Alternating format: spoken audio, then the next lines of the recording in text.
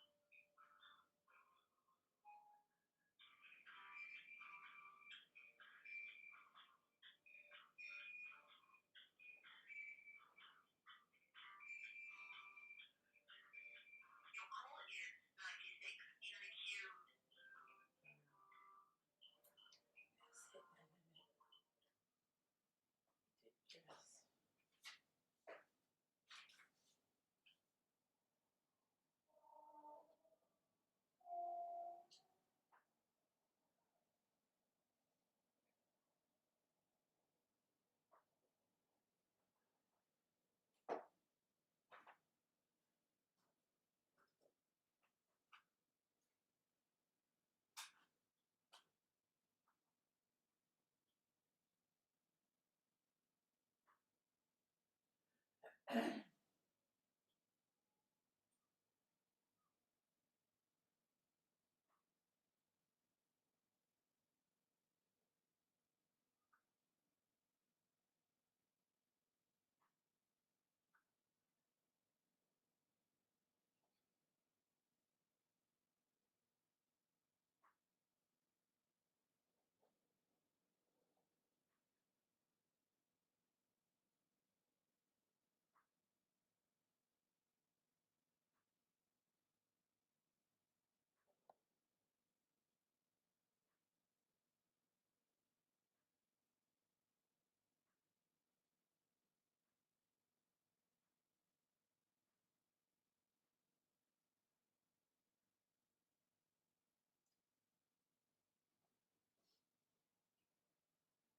Thank you for calling ICO Health Group.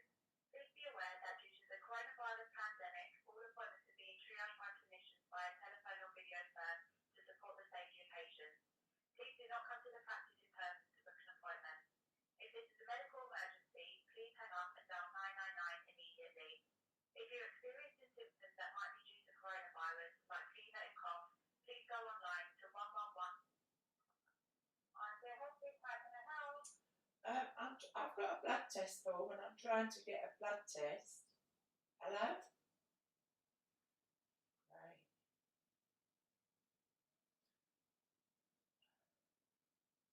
Thank you for calling ICO Health Group. Please be aware that due to the coronavirus pandemic, all appointments are being triaged by clinicians via telephone or video first to support the safety of patients. Please do not come to the practice in person to book an appointment. If this is a medical emergency, please hang up and dial 999 immediately. If you're experiencing symptoms that might be due to coronavirus,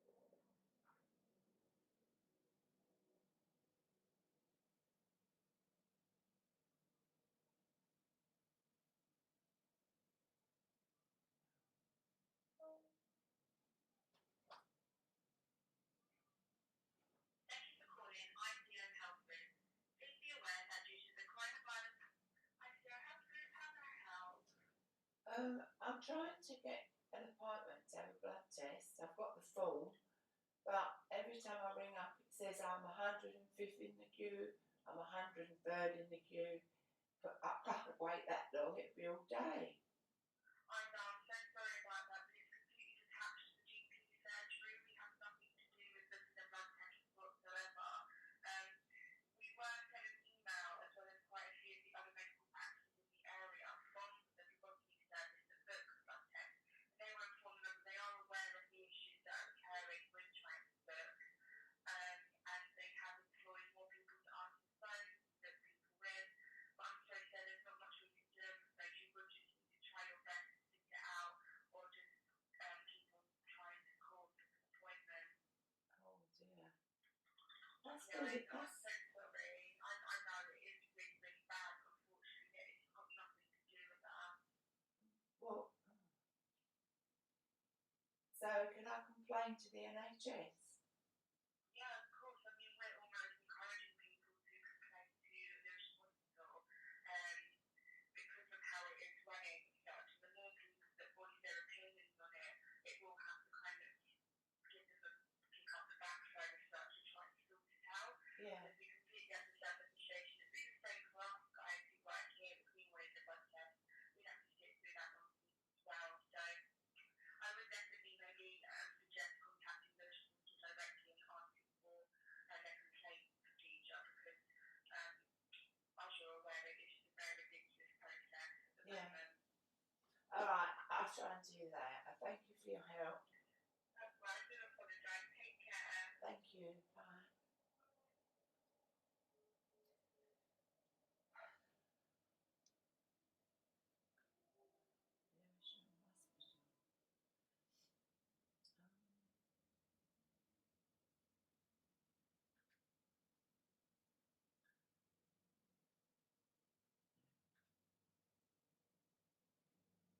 Lewisham Hospital. Lewisham.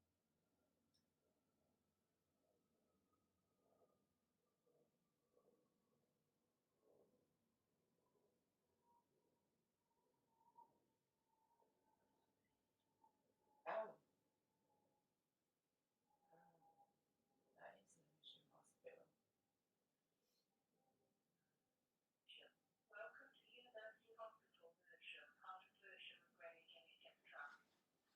If you have a new continuous cough or a high temperature, 37.8 degrees or higher, or a loss or change to your sense of smell or taste, you should stay at home for 10 days. Please do not come to the hospital. You should also stay home if someone in your household has these symptoms. The website 111.nhs.uk can tell you if you need medical help and advise you what to do. Call 111 if you need to speak to someone about coronavirus symptoms. To protect our patients, no visitors are allowed to any of our adult inpatient wards. Children under 16 who are inpatients are allowed one named adult visitor. We thank you for your understanding and apologise for any inconvenience. If you know the extension number you require, please enter it now. If you know the name of the person, department or ward you require, please press 1. If you wish to speak to someone, press 2. Otherwise,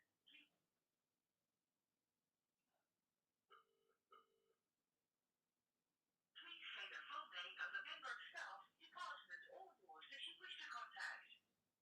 Phlebotomy. I didn't catch that. Please repeat the name or press 0 for the operator. Phlebotomy. Blood test. Was that a yes? Yes. Okay, please hold.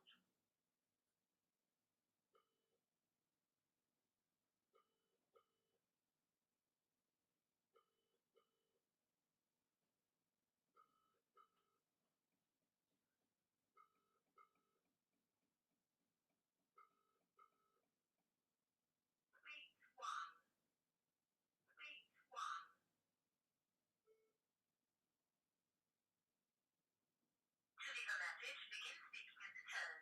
When finished, press star, then hash.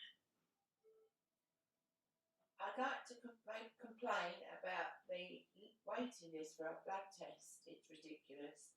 Every time I ring up, it's 100 and something. I'm in the queue. I need a blood test. Quite important. I have one now. So, you know, what is the NHS doing about this? It's absolutely stupid. Nobody can get a blood test or an appointment without staying on the phone all day.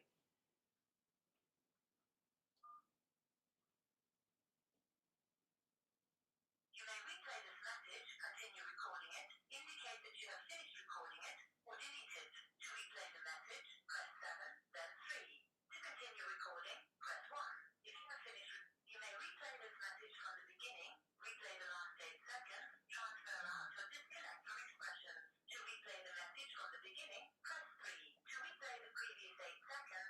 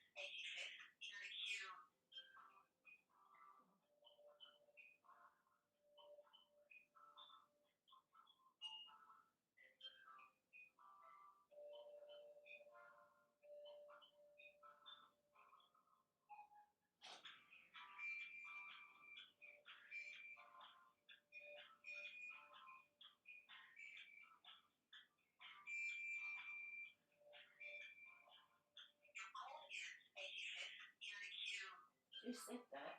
Leaving Dozy Cow.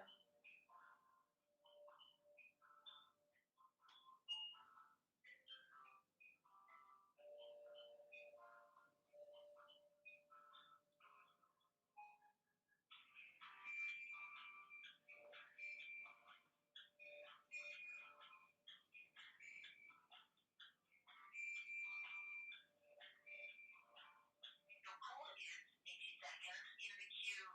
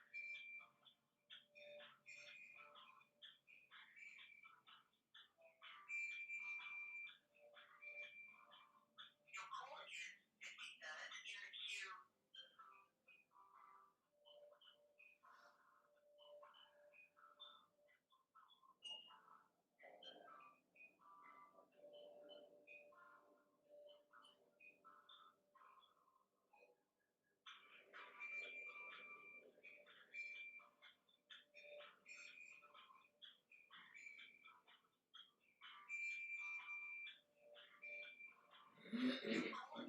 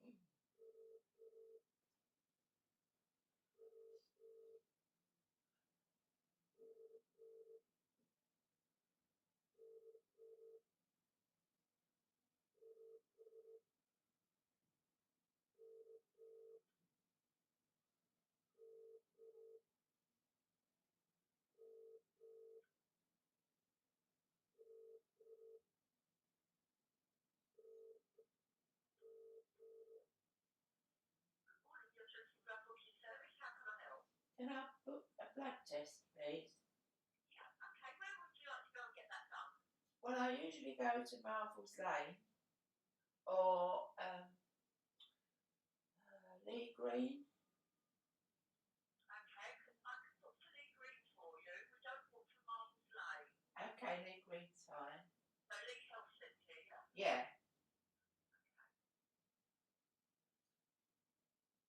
Just get their bookings up, see when the next available is for you. Okay.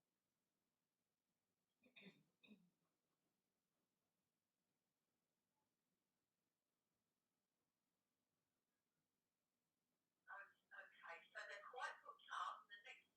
The next slot I have is the 22nd. What day is that? That is a Thursday, and that's at 10:05. That's no good. It has to be a Monday, Wednesday, or Friday. Okay, what about Friday the 26th then? 23rd. Yeah, that sounds good. What time? I can do as early as 8:20 No. or later up until 11:25. 11:25.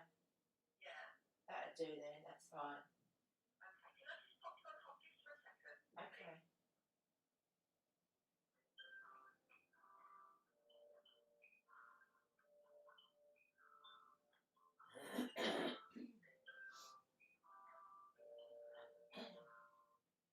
Sorry about that. Okay. Okay, so what's your name, please? Cherry Crouch.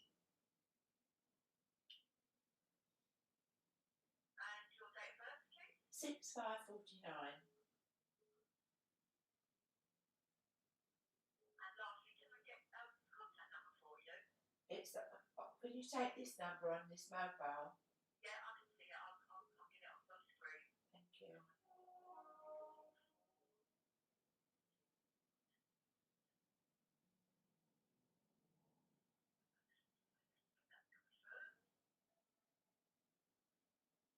Okay, that's all booked for you then. Thank So you. that is Lee Health Centre on the Friday the 23rd of October at 11:25.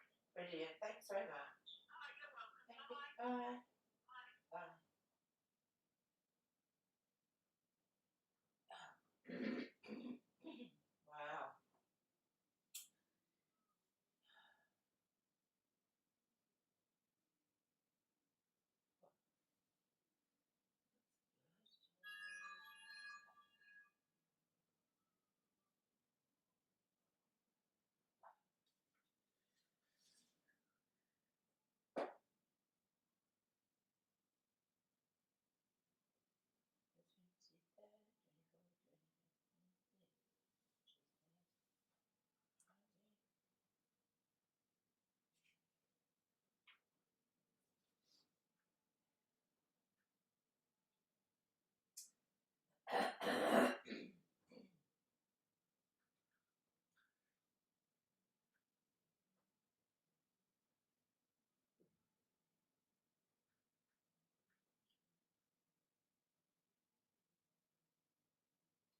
What day is the 23rd of October? It's Friday, the 23rd of October 2020. All right.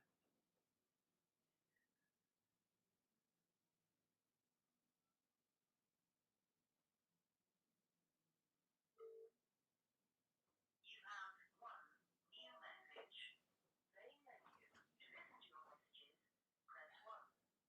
To change your first new message. Message received today at 11:25 a.m. Hi, this is Crouch. This is Sam calling from Japan Talks. Just to let you know that I have spoken to the suppliers. Suppliers are due to speak to us this coming week. So as this is new, we'll get that out to you as quick as we can. Thank you. Yeah, right. How many times have we heard that?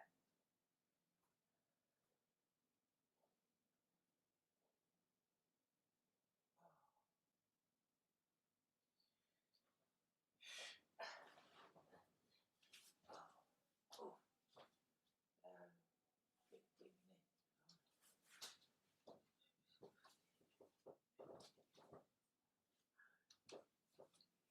minutes.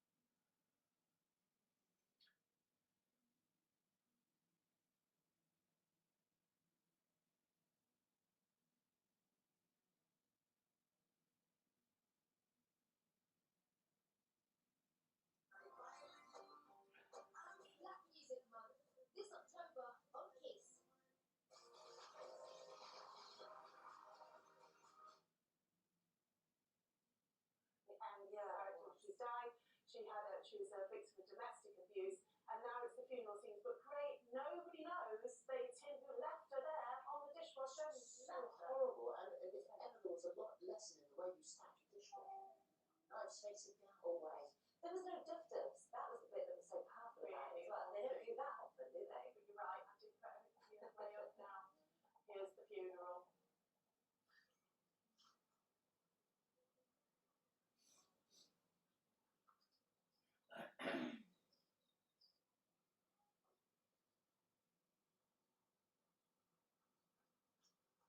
I don't care what he says.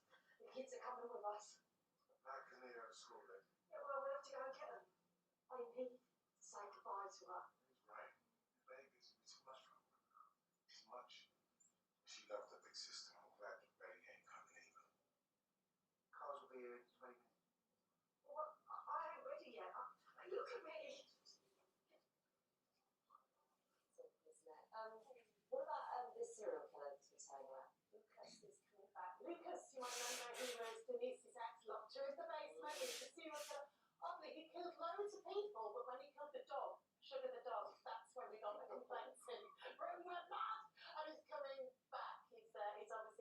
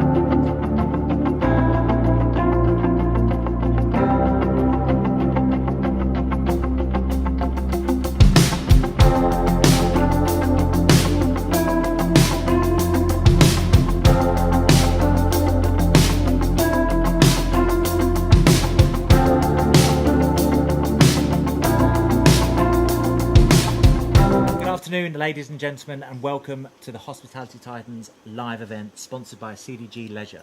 My name is Liam Laval and I am CEO of Posh Cockney and I'm co-founder of the Hospitality Titans. And I'm joined here by my fellow co-founder, Pete Warden. Pete, how are you? I'm excellent, thank you, Liam. We've got an incredible panel here today. Pete, why don't you tell us who they are? So we have Morris from CDG Leisure, who's our sponsor of the event today. We have Freddie from the Embargo app. We have Jen from Get Ahead. And we have Michelle from QAB Hospitality.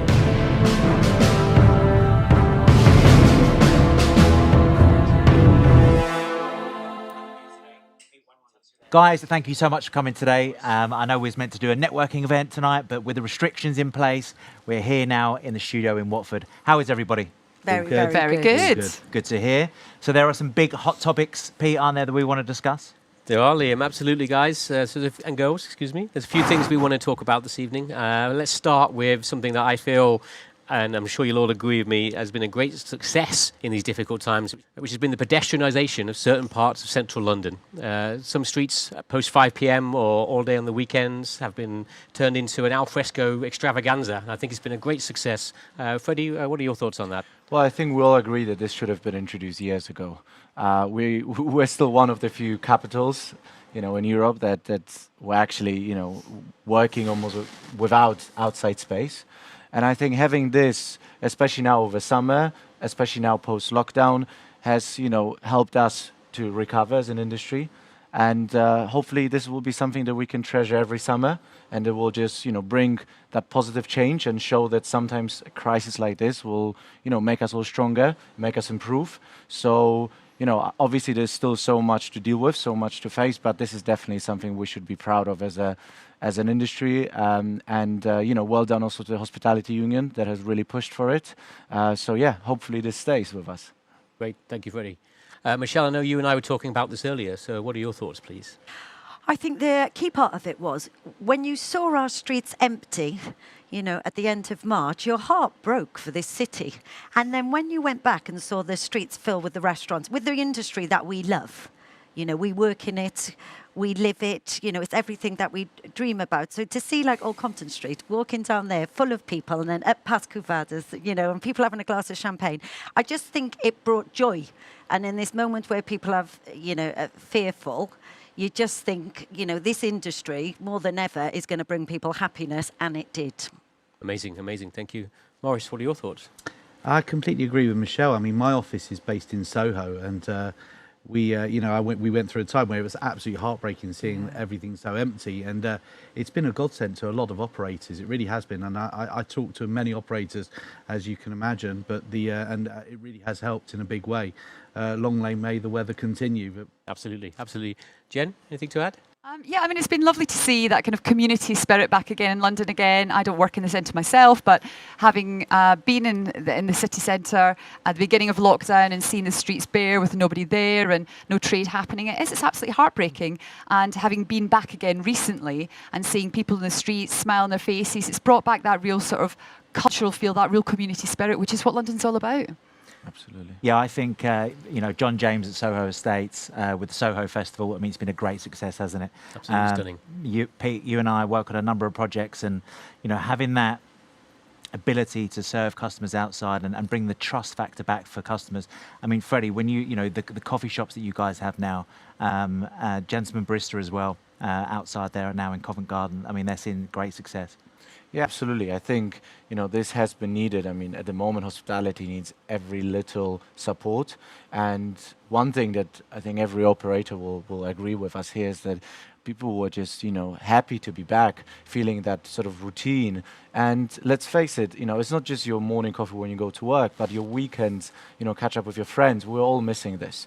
And I think it's so important that going forward, we set strategies and we set plans that, that help us get out of this crisis, but without, taking that joy away and that spirit away, because at the end of the day, this is a disease, and you can only fight it if we have faith that you can get over it. So, Gentleman Barista is one of those, definitely great examples where they have shown that spirit. You walk in, you have the team absolutely excited to see you, and that time, those few months where the operators couldn't see their customers, but we, as customers as well, couldn't see our favorite venues.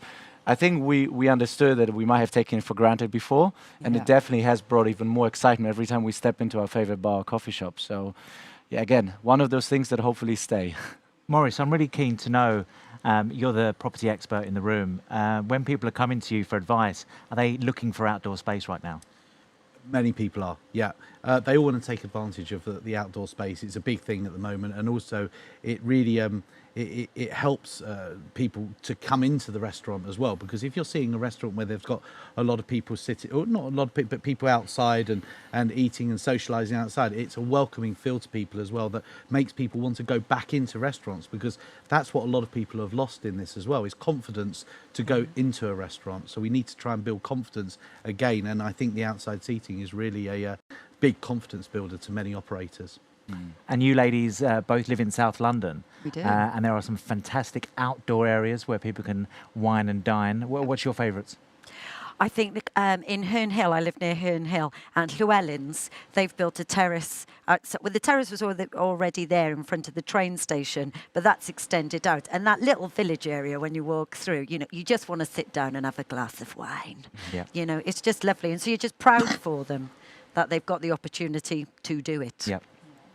And I think for me, I live in Sydenham, and I think we're very blessed in a sense that most of the kind of pubs have already really nice outdoor beer gardens, and I think they've really made the most of that during lockdown, where, as you say, people have been scared to go inside, they don't want to be too close to people, but it's been lovely seeing, you know, kind of packed outdoor areas of people having a lovely time, and you know, we've certainly made the most of it while the sunshine's been out, and you know, I hope people continue to do so when the weather gets a bit cooler. I don't know about all of you, but I feel that sometimes when you go outside and when the weather's been nice and there's all these people outside, it really is a bit of an escapism that, you know, Yeah. oh, hello, maybe I did go on holiday this year. Totally, Yeah. totally, That yeah. helps. So that's a big positive, and Hospitality Titans is all about positive energy and spreading that positive message. But let's talk about something that's really hit us hard over the last couple of weeks. Yeah, certainly. Obviously, as you said, the things that have gone very well are flip side to the things that are really challenging right now. And certainly, I think the key one to discuss is this 10 p.m. curfew that's recently come in. Obviously, the entire industry, and rightly so, is up in arms about it. We don't feel it's been very well thought out, and we think the consequences of that are obviously going to play out every weekend. We saw last weekend a lot of issues with it, and I think they're going to happen again this weekend, and we're hoping there will be some review of that. But again, let's start with Freddie for your thoughts on that.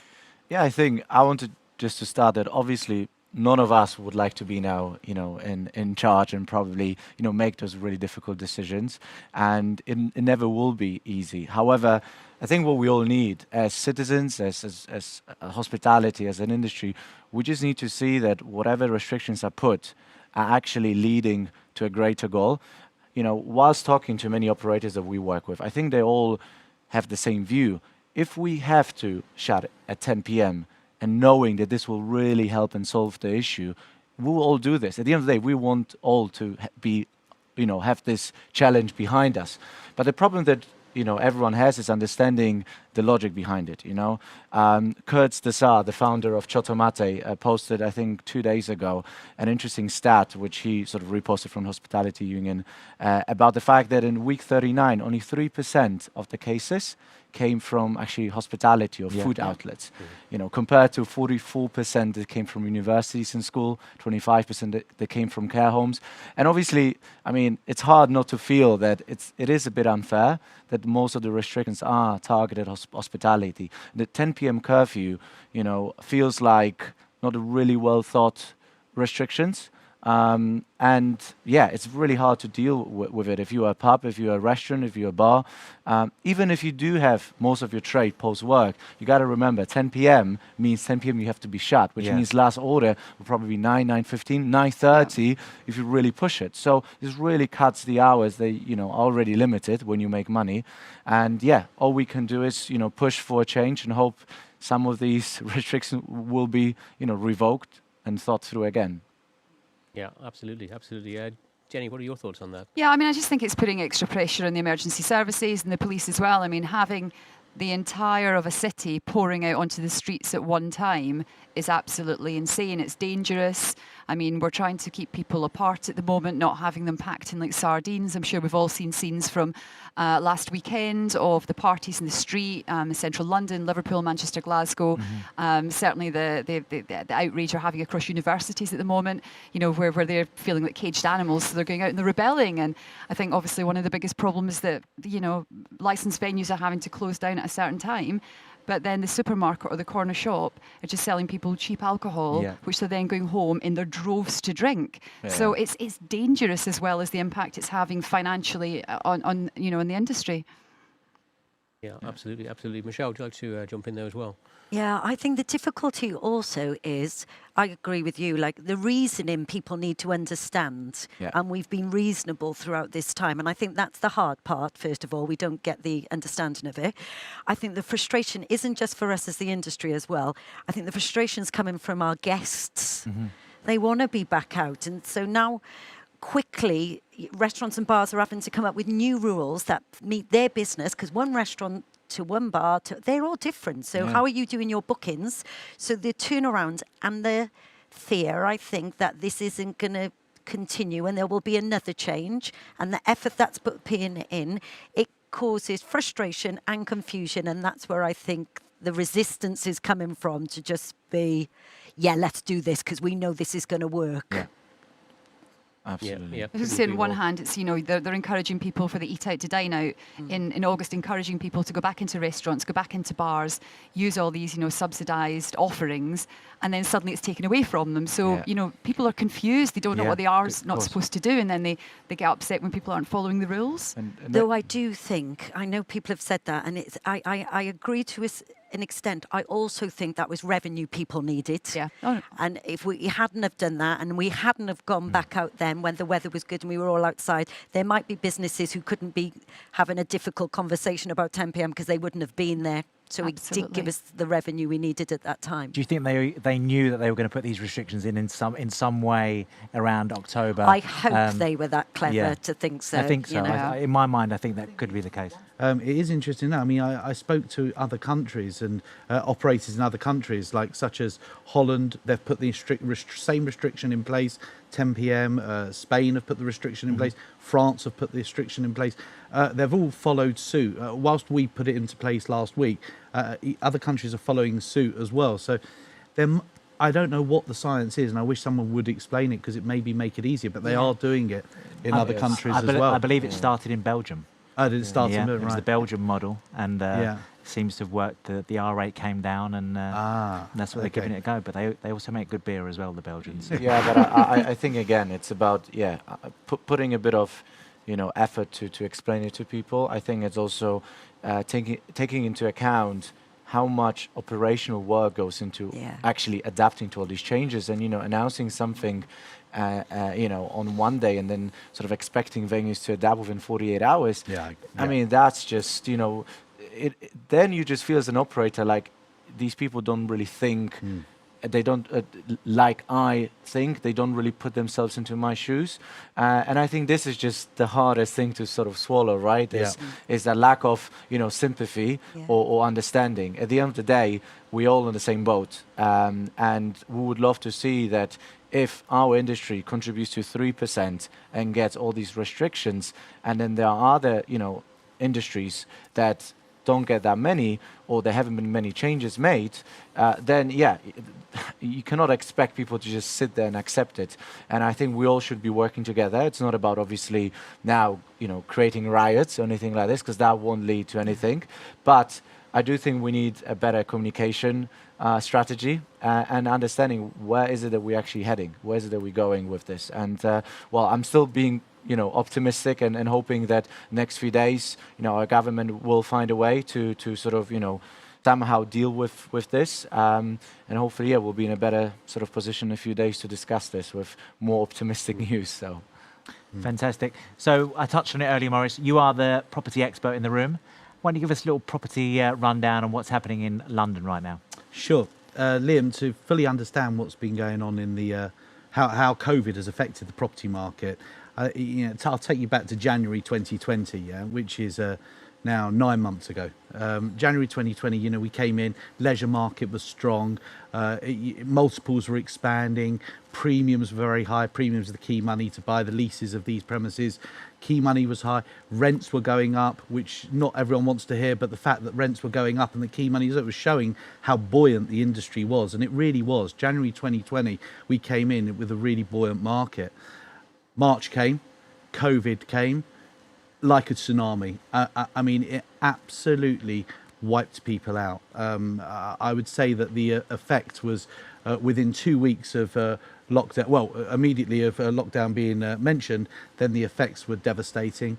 What it's really done to the property market immediately was that the premium market, being the key money, which was always a very big factor in purchasing these kind of leases, had been completely wiped out. So to give you an example, you know, a Mayfair restaurant or a central London restaurant fully fitted would be attracting a premium in the region of anything from 500 to £1 million, so just to be able to buy the benefit of having that lease in that location with that fit out.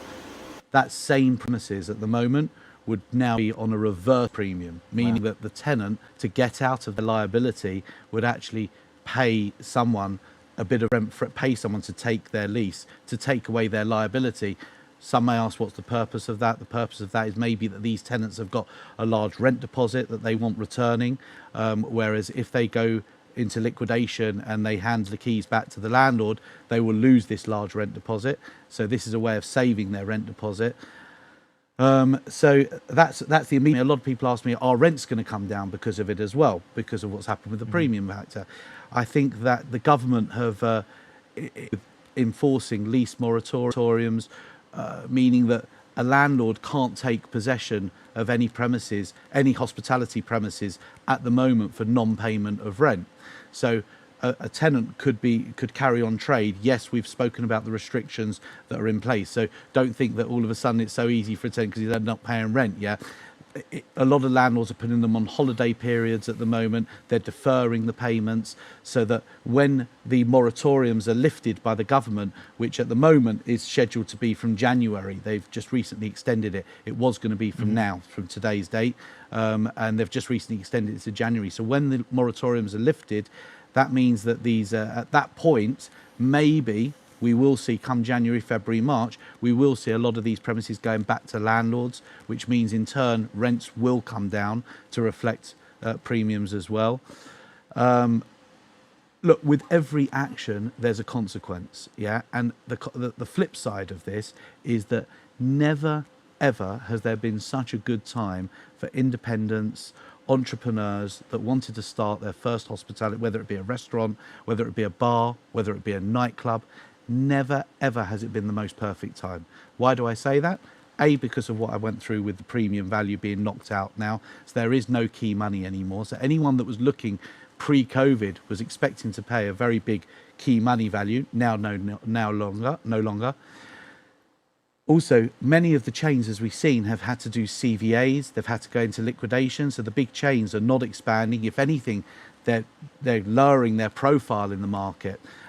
So that means that because of their lack of expansion, a lot of the time previous to COVID, entrepreneurs and independents never had a face in to get any of these prime sites, whether it be central London, whether it be prime in neighbourhood locations. They never had a look in. Now they will get a look in. Now they hold the cards because they have now got investment, whether it be private investment or whether it be bank investment or whether it be their own way funding that they've got. They now hold the cards with landlords because they're now able. Landlords now do not want empty premises, so they are now the ones that are in control here, which is for the first time ever. I've been in the market 20 years. I know I don't look it, but 20 years, and it's never been such a great market for the independents. So that's who we're talking to. We're also talking to a lot of internationals at the moment, using the opportunity.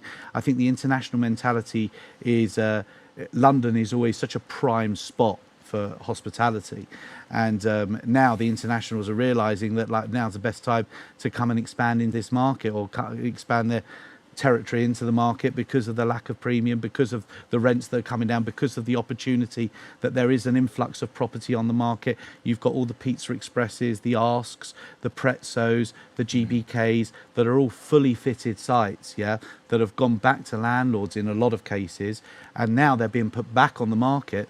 Yes, at the moment with a bit of a lower rent, but the rent's not reflecting how much yet because of the fact that the premium value is zero.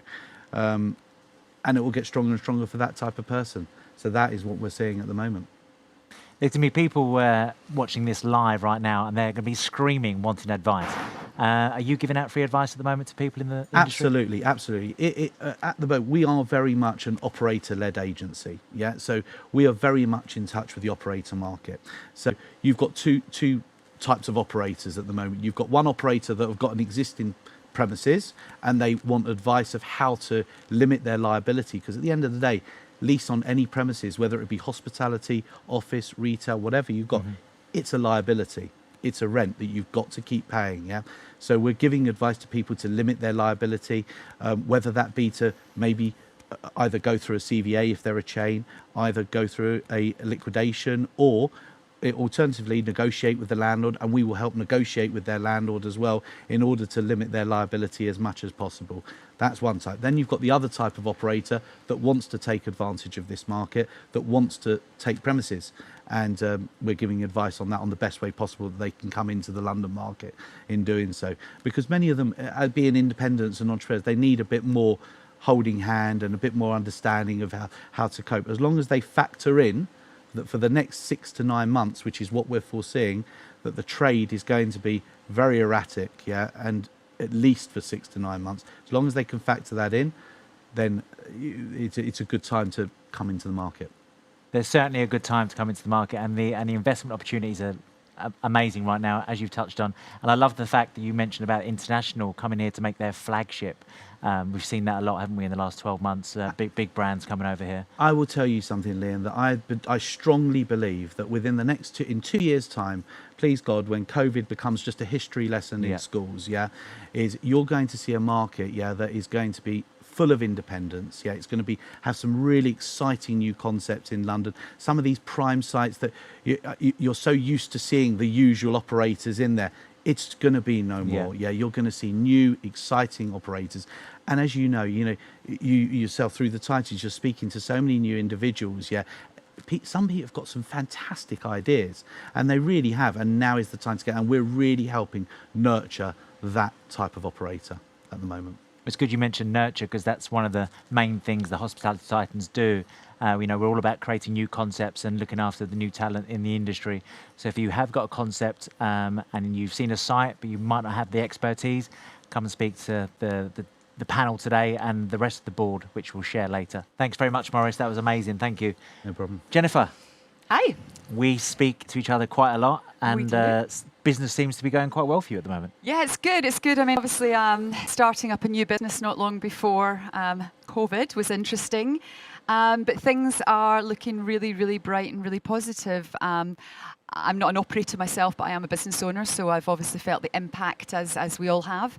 But I work in mental health, and what's lovely is that at the moment we can provide people with very much needed resources and content and help them on this journey. Everyone's health and well-being has taken an absolute battering. The statistics are absolutely staggering since lockdown. So it feels good. It feels good to have a purpose and be able to help people at this time. Well, I can't wait to see what you're going to show for us today and the viewers at home. So over to you. Thank you.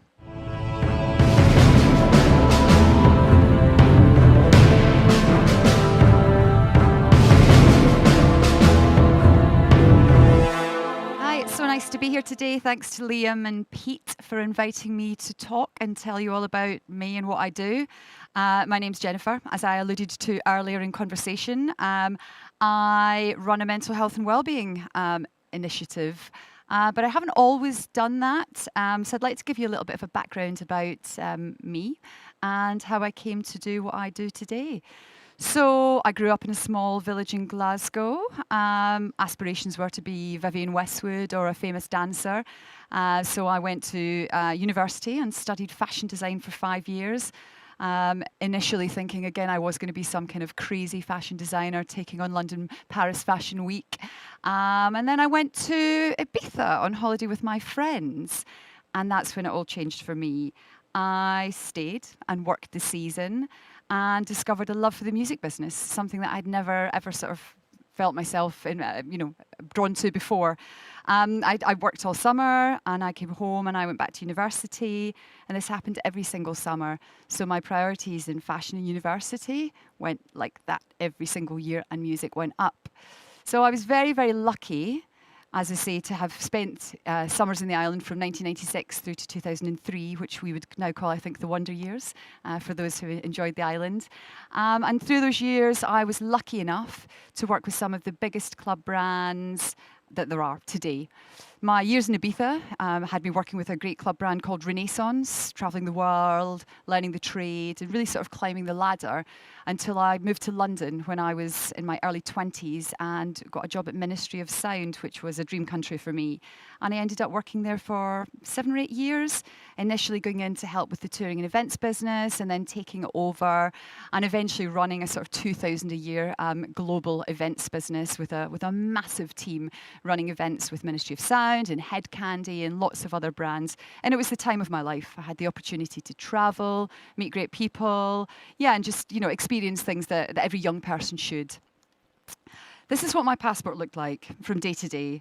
Every single weekend I was in a plane. I was traveling somewhere, I was going somewhere, I was having sleepless nights, I was getting on planes, spending time in hotels, a lot of it on my own, realizing the isolation and the loneliness that comes with it, as well as the fun when you have that.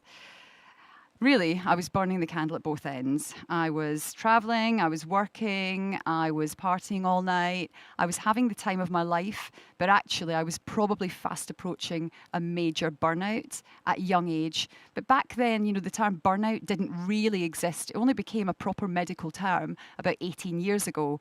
So back then it was acceptable to go out and party and rage and, have the time of your life, but not look after yourself. But then in 2016, only a few years ago, that's when things really, really changed for me. I was still working in events, traveling the world, organizing festivals, not really thinking long term about what it is I wanted. And then this little monkey came into my life, flipped everything upside down and changed my perspective. And actually, it was the kick up the backside that I needed to really, really pull back and really take stock of what I wanted for my future. I guess it made me realize that I didn't want to travel anymore. I didn't want to have this crazy disco party lifestyle. So I hung up my disco pants and found my purpose. At the time, I was working for a brilliant independent music company called AEI Group, initially running their events business, then going on to working more of a kind of people and culture role within the company, which looked like overseeing the team, dealing with partnerships, I guess kind of wearing a bit of an HR hat, unofficially.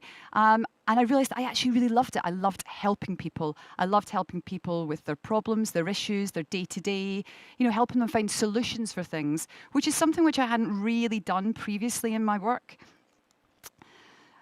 Now looking forward into why I do what I do, approximately 1 in 4 people in the UK will experience a mental health problem each year. That is prior to the pandemic. 1/6 of workers were experiencing a mental health problem at any given time. Stress, anxiety and depression are thought to be responsible for almost half of working days lost in Britain. These figures have absolutely soared now in recent months, so people need help more now than ever. Deloitte reports in the past 2 years, and we're talking pre-COVID, the cost of poor mental health to UK employers increased by a staggering 16%, costing the UK economy £45 billion. However, a recent study found that 41% of the UK's population's mental health is now at risk because of the COVID-19 crisis.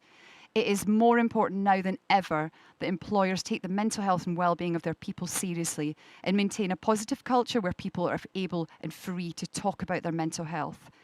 So how can we help? Get Ahead. In 2018, we launched a not-for-profit movement which aimed to positively impact 1 billion people in the next 25 years. 1 billion people, yes. Get Ahead has 3 pillars: health, development, and fun. With Get Ahead, we tackle people's mental and physical health. We tackle their personal and professional development.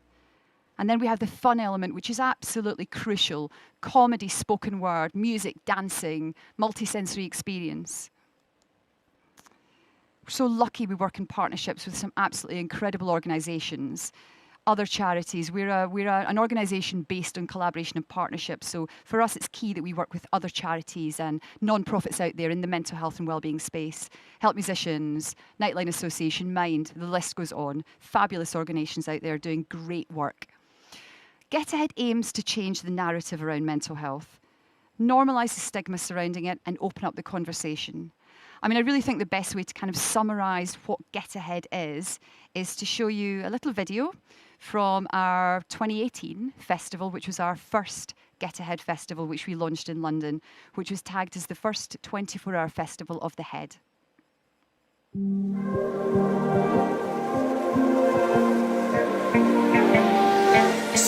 What this festival does is opens a whole new world where people can connect with each other. Off the handle. What Get Ahead is trying to achieve. Talking about mental health and wellness, but wrapping it in a festival setting, I thought was genius. Everyone was just going for it, and that's what it was all about. I'll be holding you. Their energy was amazing.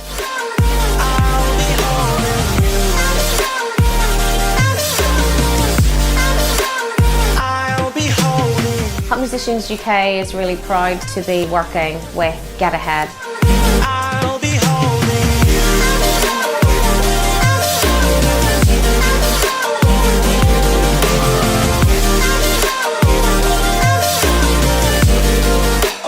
I'll be holding you.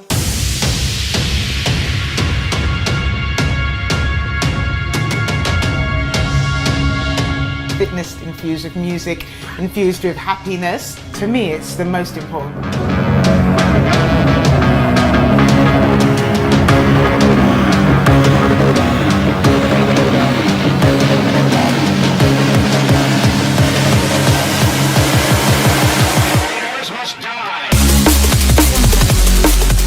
To do an event with colour and creativity and music and partying until 6 a.m, I think is fantastic.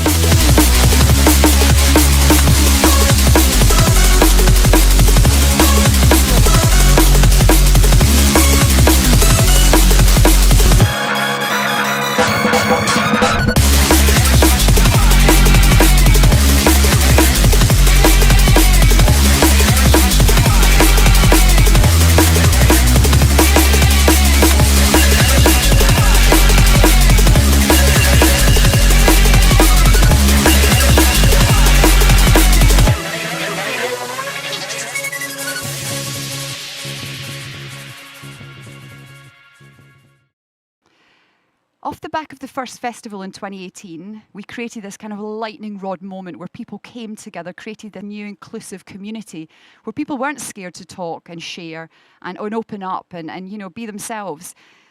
That festival then led on to becoming more of a movement. And now we have meetups, blogs, ebooks, an online community. We have a record label and a podcast. So what started as a kind of crazy seed of an idea with a big 25-year ambition has actually led on to being the most incredible community of people. Get Ahead Records. 2018, alongside the first festival, we launched a record label for our sins and decided to put together an album for charity, with charity. A good friend of ours who was in the band Pendulum came together and got tracks from The Prodigy and Chasing Status and all the biggest tracks in drum and bass. And we released an album the week before the first festival in partnership with Help Musicians, and it went straight to #1. So there was a real sort of lovely celebratory moment. You know, we had the festival, we had the album, and then we launched a podcast series. So it's called Behind the Curtain. What we want to do is we want to take a kind of peek behind the curtain of real people's lives and ask them the all-telling questions that they don't want to be asked. We do this online, and we also film them live as well. The interesting thing now is, over the last few years, we started working more with our partners on what their kind of corporate wellness and their day-to-day requirements were for their people, and very, very quickly started helping companies and organizations with their well-being strategies for their teams. So when lockdown happened this year, we had been planning to set up Get Ahead as a corporate entity, start taking it into the workplace. But then we made the decision that we were going to apply for charitable status for Get Ahead, which is what we're doing now. So Get Ahead remains our community purpose-building, non-profit, hopefully soon to be charity. And we launched Work Inspired, a consultancy business which is dedicated to supporting the mental health and well-being of organisations, both in and out of the workplace. We curate programmes in person, online, or a hybrid of both, and everything we do is bespoke and tailored to our clients' individual needs. We work with the industry leaders in mental health and well-being. We want to build well-being programmes to have the duty of care for your people. We believe that addressing mental health, it doesn't need to be awkward or stressful with your team and your people. It needs to be fun and inspiring and engaging.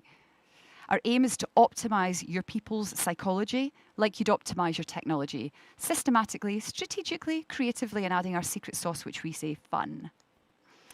We're really proud to have worked with some absolutely incredible partners and businesses over the last few years. Just a few of them up there to let you have a little look. We work with music industry, corporates, creative industries, hospitality. We aren't sector specific. We're very blessed to have a really wide portfolio of clients we work with. So what's next for us at the moment? We were due to have a festival last week. That's not going to happen. So during the lockdown, we ran a series of online virtual festivals for Get Ahead, taking some of the brilliant wellbeing talent that we work with and curating daytime programmes for people to enjoy from home. And they were such a huge success. Next week, we launch a new online event series from a co-working space in Haggerston. And these are going to be happening monthly. They are free to join in if you want to sign up and stream it on the night. The festival is in the diary for June 21, COVID permitting. Really hoping we can bring that brilliant festival experience back to our community next year. And we relaunched the podcast with a brilliant new host this month as well, which is really exciting. Work Inspired, continue to work closely with our clients, helping them with their health and wellbeing needs, offering them that kind of all-important stress satisfaction as they navigate their way out of this really, really difficult times, challenging and uncertain for everybody.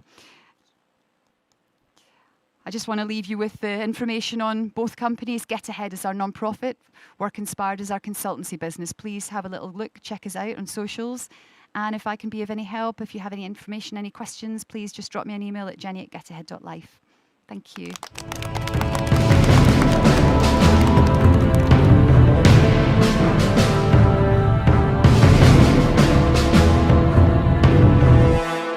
Jennifer, that was absolutely amazing. Thank you very much for that. And did everyone else enjoy that? It was absolutely great. Very much so. Yep. Very good. Thank you, Jennifer. Great to be here. Over to you, Freddie. So, I mean, your Instagram, your LinkedIn at the moment is blowing up with amazing press. We just spoke off camera as well about how well that's going for you.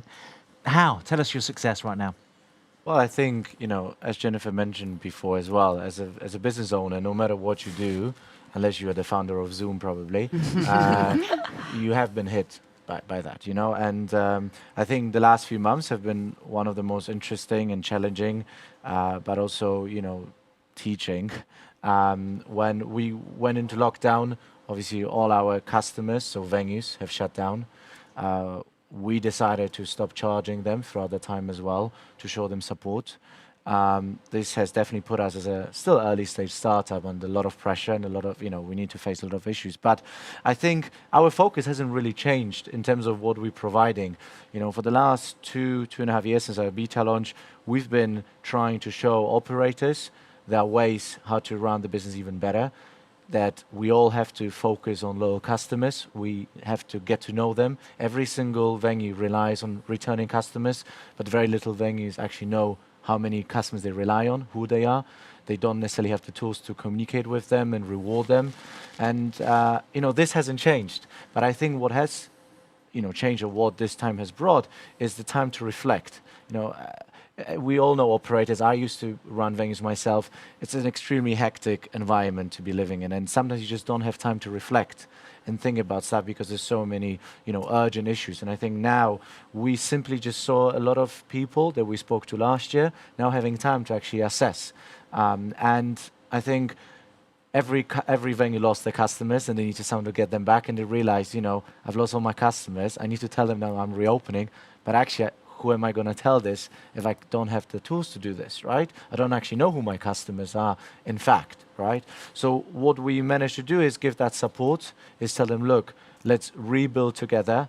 We offered, free trials to a lot of venues. We offered extra support, upgrades, and I think what's important is that obviously our loyalty tool is fully contactless, so it's also safe, opposed to paper stamp cards. And with most venues going cashless, it's a natural sort of, progression that you wouldn't expect someone to, hand out paper stamp cards when they don't accept your notes. So I think all this together has, resulted in the growth. I mean, 100 new venues in a very short time. Definitely, I think speaks volumes more for those venues that they had the time to realize, let's digitize, let's take that leap. Even if you weren't tech savvy before, I think now it's not about being tech savvy, it's about improving the business, about trying to find new ways how to stay in touch with key customers. And to be honest, something that this time has taught us as a team is do not let yourself get distracted with all those issues. You know what your core is, adapt, pivot a bit, but your focus should still be there. And our focus since day one was how can we help operators? How can we support them? And this just gave us a chance to, show off, whether we're actually ready to help them. And yeah, I mean, I'm obviously, as we all are, worried about a lot of things that are happening. But, we as a team, we just try to keep focused and just give that, belief that there are partners out there that are willing to, fight the fight together with the operators. And I think they all need that. We all need to work together to overcome this. And yeah, we're just happy to contribute to some of the success stories, because there definitely are success stories post-COVID. One of them, one of my favorite actually, has been Queens of Mayfair, a venue that literally opened post-lockdown in the middle of Mayfair with a coffee shop and cocktail bar, and absolutely nailing this. I mean, they get press around the world. They're busy every day. They did not expect pre-COVID to hit those numbers now. Why though? What's their secret there? I think, from day one, they really opened with the sort of, focus on that returning customer. We all as a venue, need to think now we have less customers around, less customers traveling in. How can we make them come back more often? And I think the very unique concept that they built, the service, the solutions, and, it's just not just Embargo, many other tech solutions they implemented from day one, made it a place to be, and people just wanted to be back.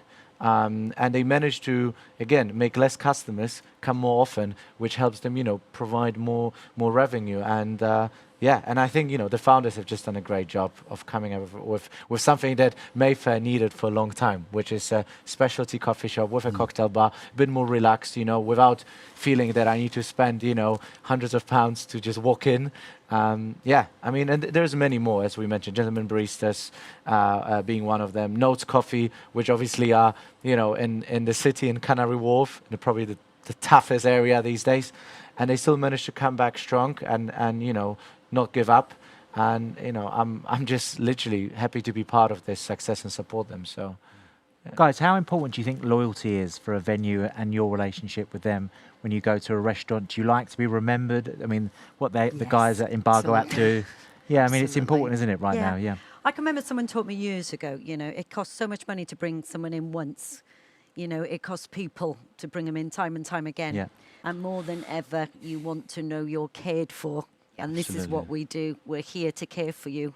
We make memories. That's what we do. So loyalty, it's our respect towards you that we want to give. And so when we don't get it, we don't like it. Yeah. I think that customer experience is absolutely everything. And I mean, they can't expect to know everyone's names, but to recognise a face, give you a smile, that kind of knowing look, say, welcome back, lovely to see you again. These things make a million differences, and they will make you come back. And, loyalty, it pays off absolutely. It's key.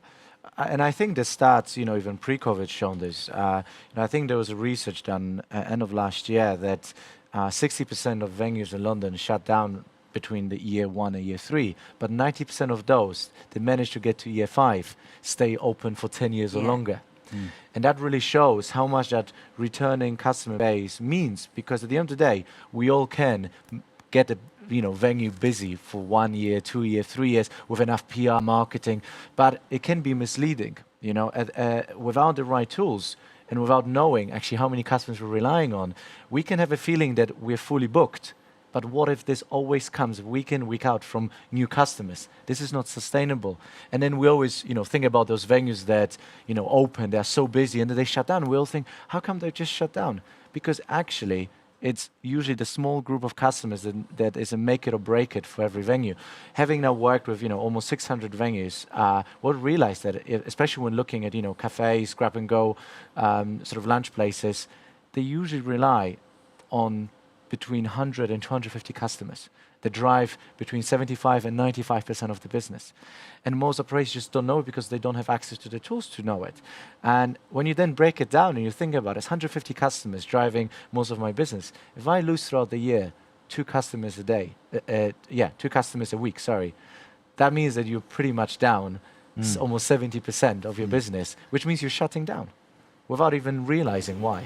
So it's so important, especially now post-lockdown, to nurture those relationships even more, regardless to what type of operation you are. Appreciate that customer even more, because at the end of the day, no matter if you are Starbucks, if you're a big bar, you all will now work as a little local coffee shop and bar, because people won't be traveling as much, right? And you just need to fight for that customer, make him come back and look after them, whatever we can do. And I think this is also why, Hospitality Titans came to life, is to actually, find ways how to support those businesses with, anything that can help them make customers come back. It can be, a lease that will allow them to have an outdoor space. It can be access to some new events. It can be access to new ideas, tech, and just show them that it's fine to try it, because we're all trying to work to help the industry at the end of the day. So It's obvious you're doing really well, Freddie, but I know you always want to grow. So what are you doing at Embargo? Is there anything up your sleeve right now?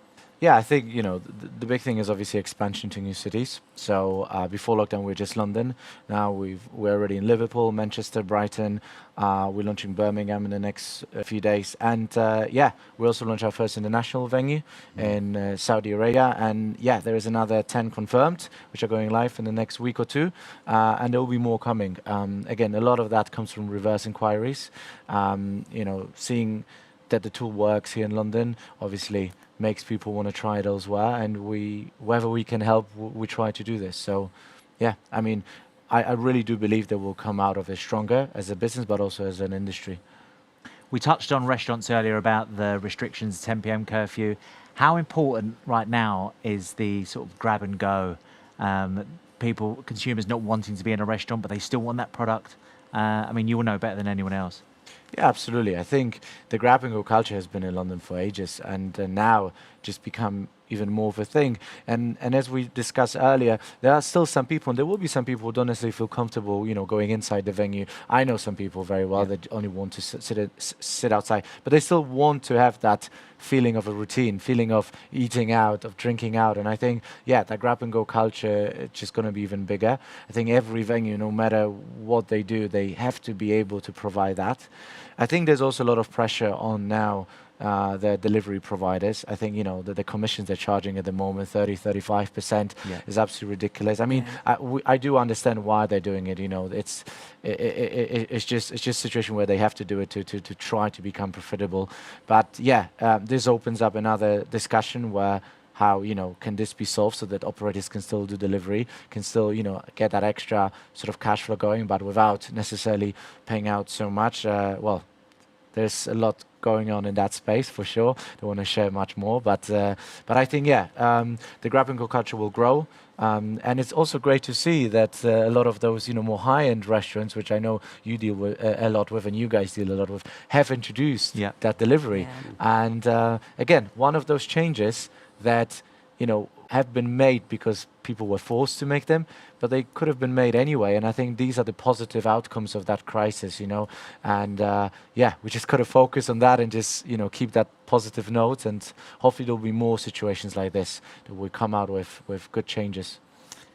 I'd just like to tap onto that, Freddie, because you're right. One of the things that has come out, the versatility that I've seen in this market has been phenomenal, and one of the things that have come out that has been so exciting is the way that you've got high-end restaurants that have managed to create these delivery options, but they've been done so cleverly, because they're not even just, high-end restaurant. You go there and you expect to get a good food with a good service.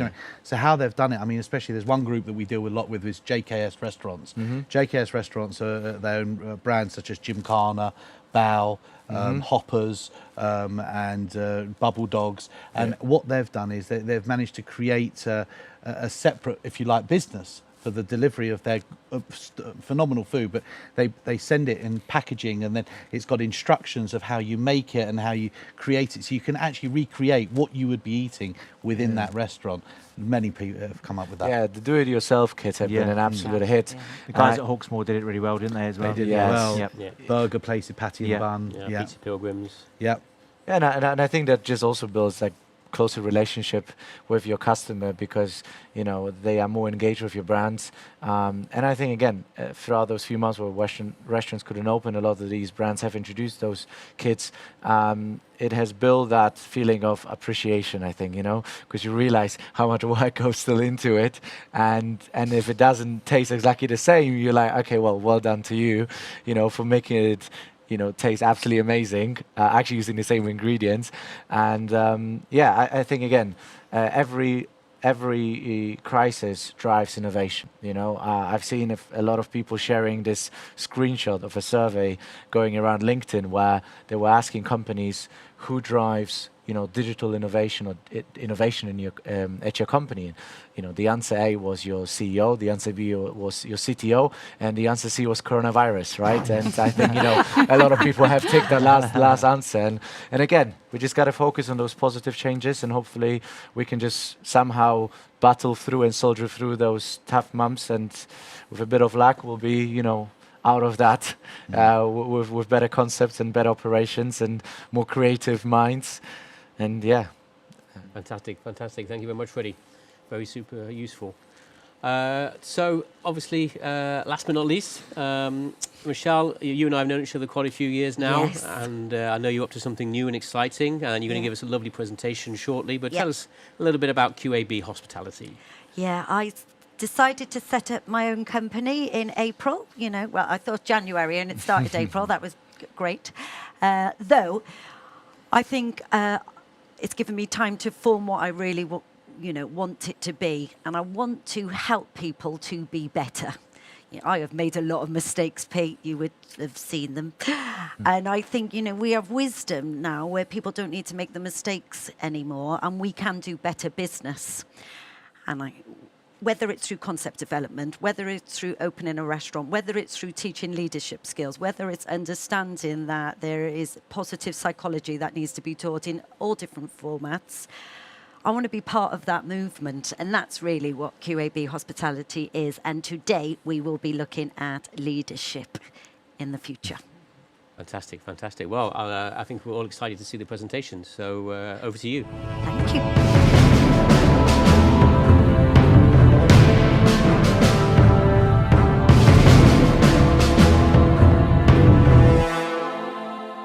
The future of leadership, building great people.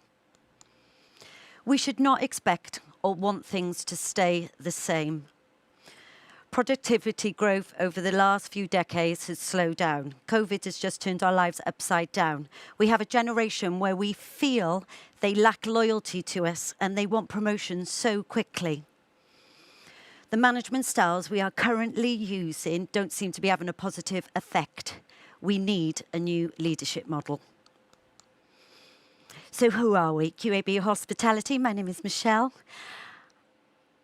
I had a sliding doors moment in 1999. I thought I was going to be a musical star, and I got a job as a waitress in Asia de Cuba, a pre-opening team, and it just changed my life.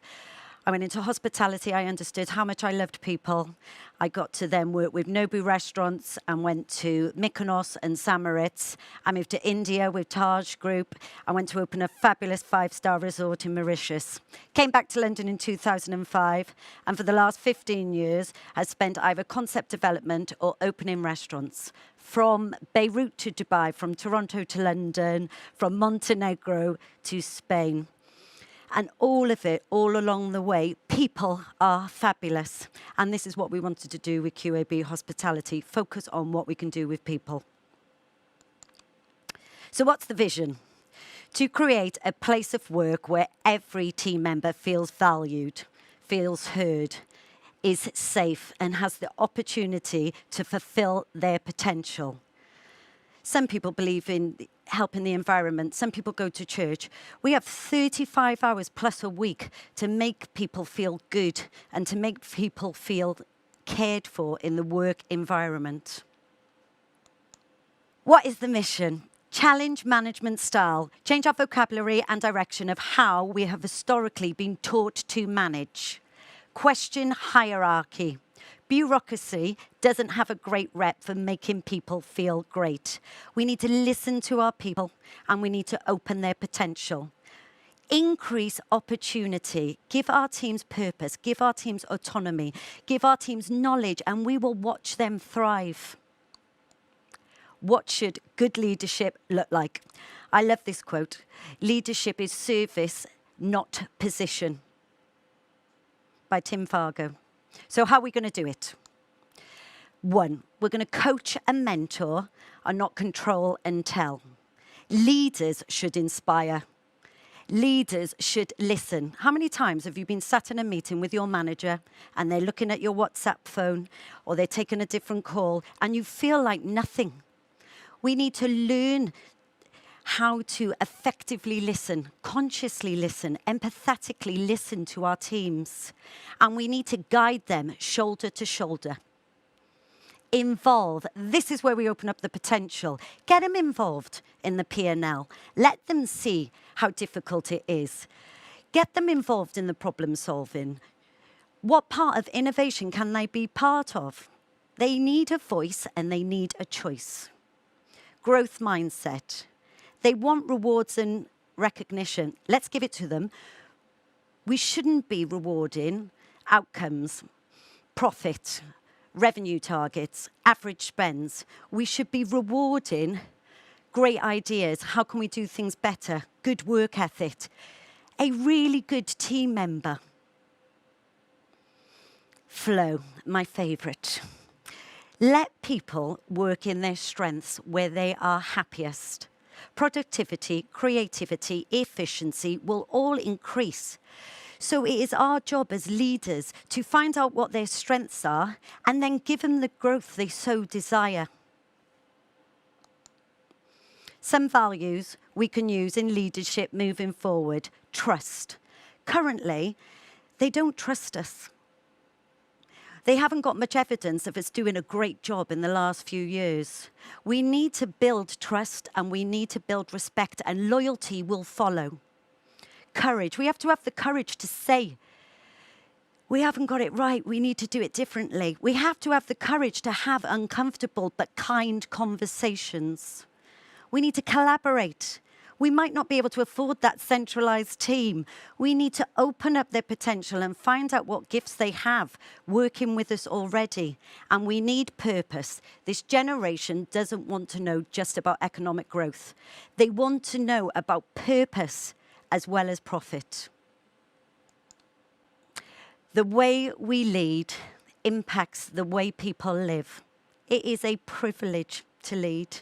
It is a privilege to have a positive impact on our teams we have to look after and our society.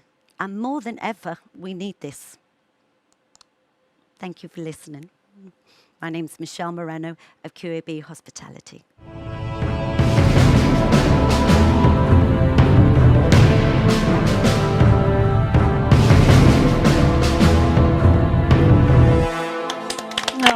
Well done, Michelle. Thank you. Fantastic. I think the girls have brought their A game today.